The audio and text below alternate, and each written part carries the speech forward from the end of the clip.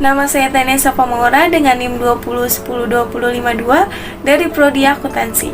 Nama saya Vinka Restia dengan NIM 2010-2053. Saya Nazotera dengan NIM 2010-2055. Saya Novi Anggraini dengan NIM 2010-2056. Perkenalkan, nama saya Sita. Perkenalkan, nama saya Anis Anita dengan NIM 2010-2058. Perkenalkan, nama saya Ari Susanto dengan NIM 2010-2059. Perkenalkan, nama saya Aditya Fadilaska dengan NIM 2010-2060. Dan pada video kali ini, kami, kelompok 4, akan menyampaikan materi tentang kelembagaan sosial.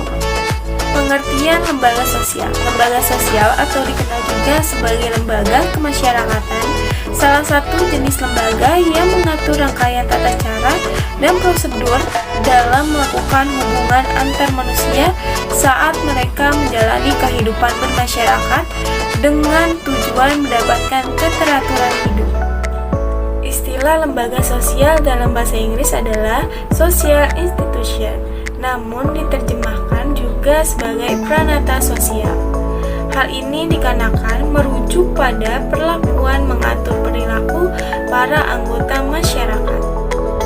Dalam pengertian sosiologi, lembaga dapat diartikan sebagai satu organ yang berfungsi dalam kehidupan masyarakat.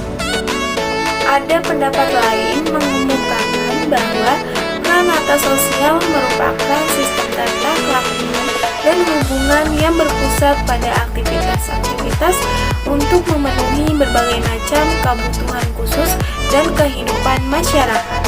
Sedangkan menurut Kwenjaraningrat, lembaga sosial merupakan satuan norma khusus yang menata serangkaian tindakan yang berpola untuk keperluan khusus manusia dalam kehidupan bermasyarakat. Menurut Harton, lembaga sosial merupakan suatu sistem hubungan sosial yang mencangkup nilai-nilai dan aturan tertentu dalam usaha memenuhi kebutuhan-kebutuhan pokok masyarakat. Saya akan menjelaskan mengenai perkembangan lembaga sosial. Terbentuknya lembaga sosial bermula dari kebutuhan masyarakat akan keteraturan kehidupan bersama. Sebagaimana diungkapkan oleh Sujono Sukanto, lembaga sosial tumbuh karena manusia dalam hidupnya memerlukan keteraturan. Untuk mendapatkan keteraturan hidup bersama, dirumuskan norma-norma dalam masyarakat sebagai paduan bertingkah laku. Mula-mula, sejumlah norma tersebut terbentuk secara tidak disengaja, namun lama-kelamaan norma tersebut dibuat secara sadar. Contohnya, dahulu di dalam jual beli, seorang perantara tidak harus diberi bagian dari keuntungan. Akan tetapi, lama-kelamaan terjadi kebiasaan bahwa perantara tersebut harus mendapatkan bagiannya, di mana sekaligus ditetapkan siapa yang menanggung itu, yaitu pembeli ataukah penjual.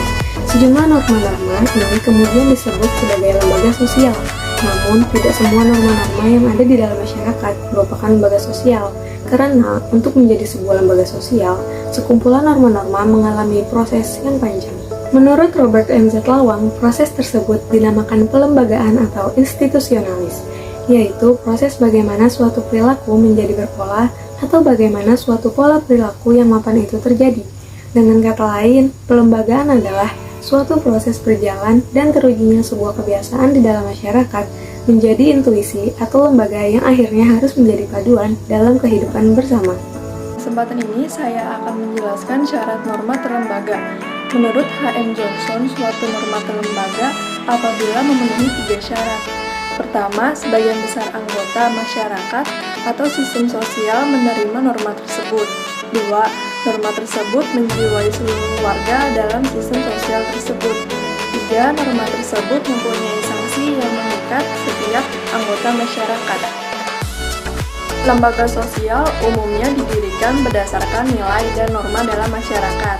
Untuk mewujudkan nilai sosial, masyarakat menciptakan aturan-aturan disebut norma sosial yang membatasi perilaku manusia dalam kehidupan bersama. Sekumpulan norma akan membentuk suatu sistem norma. Inilah awalnya lembaga sosial terbentuk. Sekumpulan nilai dan norma yang telah mengalami proses penerapan ke dalam institusi menghasilkan lembaga sosial. Ingin menjelaskan tentang syarat-syarat lembaga sosial. Kebutuhan manusia yang perlu terpenuhi, baik kebutuhan yang bersifat kebutuhan maupun sosial, maksa setiap individu tidak dapat lepas dari kehidupan masyarakat. Kondisi ini juga dikarenakan oleh kodrat manusia sebagai makhluk sosial yang artinya tidak dapat hidup sendiri. Lembaga sosial memiliki kaitan yang erat dengan nilai norma yang memiliki kaitan satu sama lain di dalam kehidupan masyarakat. Nilai dan norma tersebut juga diubah serta dipertahankan menyesuaikan dengan kebutuhan hidup, yang mengatur hubungan antara anggota yang memiliki tujuan yang hampir sama dengan tujuan adanya suatu norma sosial. Beberapa dari adanya lembaga sosial. Lembaga sosial bertujuan untuk mengatur kehidupan masyarakat, di mana lembaga sosial tidak dapat berjalan dengan baik apabila tidak adanya suatu aturan yang berfungsi untuk mengatur kehidupan masyarakat. Lembaga sosial bertujuan untuk mengatur kebutuhan manusia, di mana lembaga sosial dibentuk terutama untuk membantu memenuhi kebutuhan setiap anggota masyarakat, baik kebutuhan individu maupun kelompok. Syarat-syarat dari lembaga sosial itu selain tujuan dan fungsi dari lembaga sosial, terdapat pula syarat-syarat lembaga sosial dalam suatu kehidupan masyarakat. Sebagai kelompok sosial maupun dari nilai dan norma masyarakat, suatu lembaga sosial harus memenuhi syarat-syarat dari pembentukan suatu lembaga sosial. Berikut beberapa syarat lembaga sosial yang harus dipenuhi secara umum. Yang pertama yaitu sebagai harus diterima kehadirannya oleh sebagian besar masyarakat. Hal ini dikarenakan pengaruh interaksi sosial terhadap pembentukan lembaga sosial sangatlah besar. Apabila sebagian besar masyarakat menolak kehadiran lembaga sosial dalam lingkungannya, berarti lembaga sosial tersebut tidak dapat dibentuk dan menjalankan fungsinya.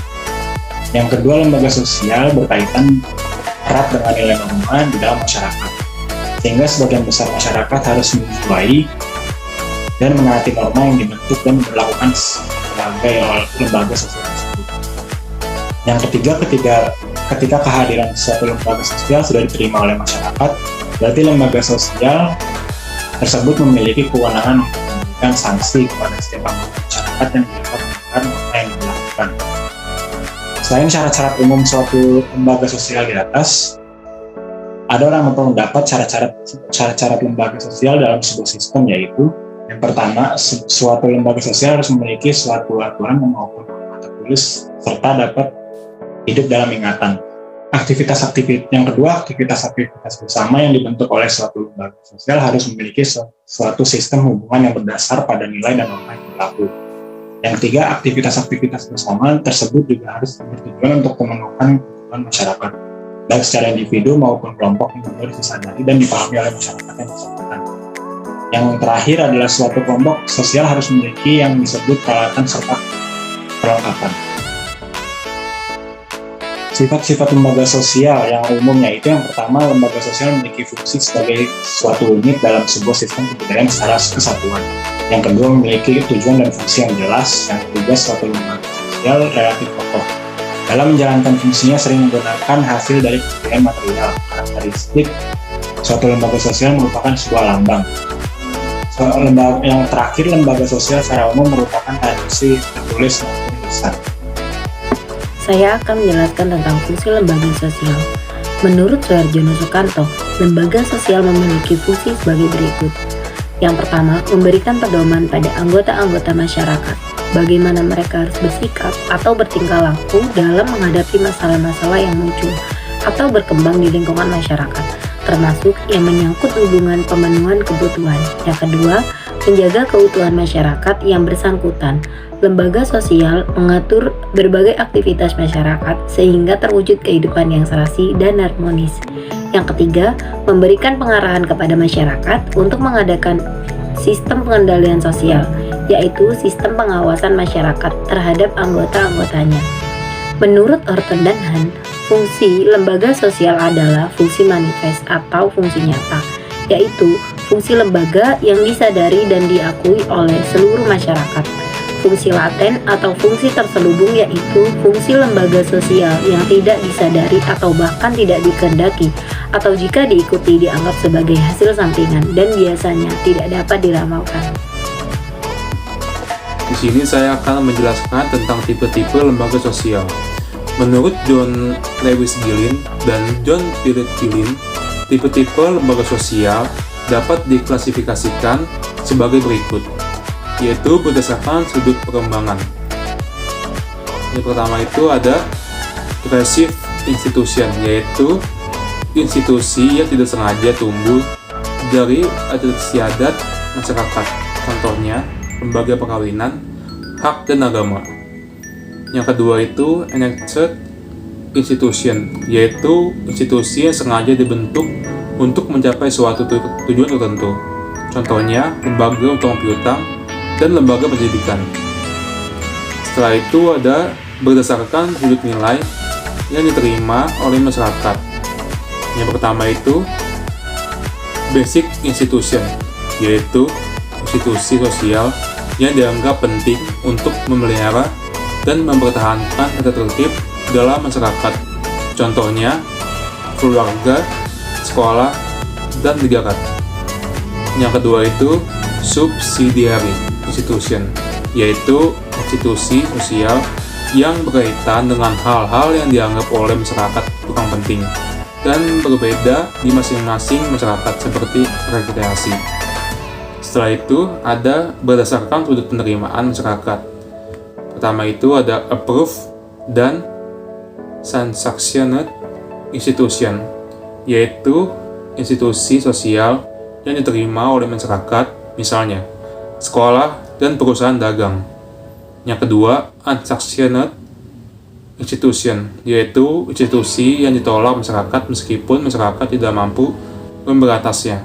Contohnya, sindikat, kejahatan, pelacuran, dan perjudian. Setelah itu, berdasarkan sudut penyebarannya.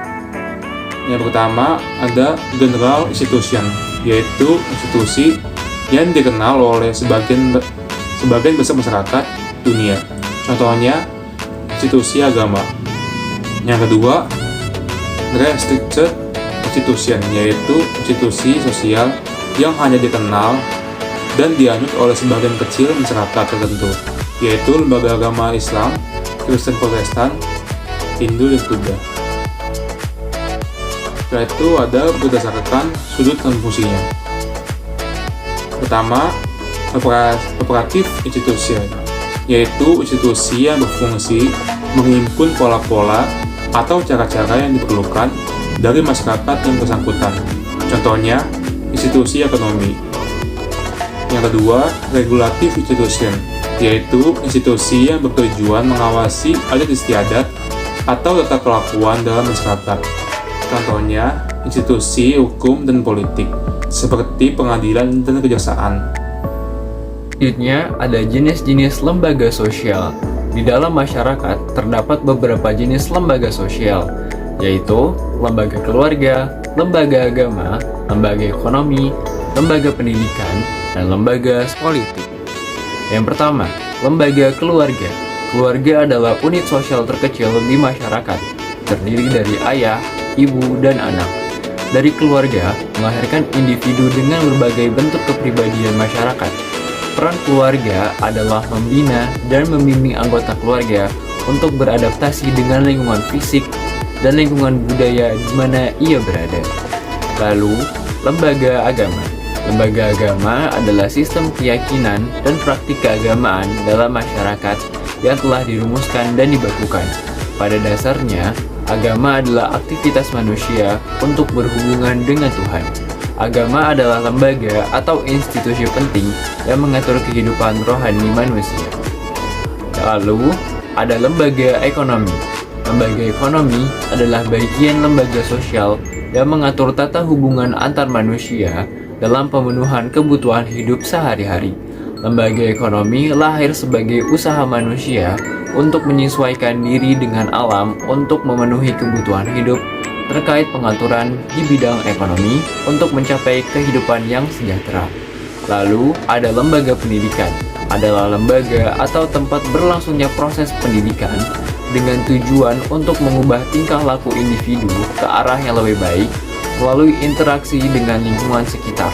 Lembaga pendidikan adalah institusi sosial yang menjadi agen sosialisasi setelah lembaga keluarga. Lalu yang terakhir ada lembaga politik. Lembaga politik adalah lembaga yang mengatur pelaksanaan dan wewenang yang menyangkut kepentingan masyarakat agar tercapai keteraturan dan tata tertib kehidupan bermasyarakat. Lembaga politik adalah keseluruhan tata nilai dan norma terkait kekuasaan. Kekuasaan bergantung pada hubungan antara yang berkuasa dan yang dikuasai. Kekuasaan selalu ada dalam setiap masyarakat, yang sederhana maupun yang kompleks. Namun pada umumnya kekuasaan tertinggi ada di organisasi tertinggi, yaitu negara. Itulah tadi video terkait kelembagaan sosial. Terima kasih telah menonton video ini. Semoga video ini bermanfaat bagi kita semua. Wassalamualaikum warahmatullahi wabarakatuh.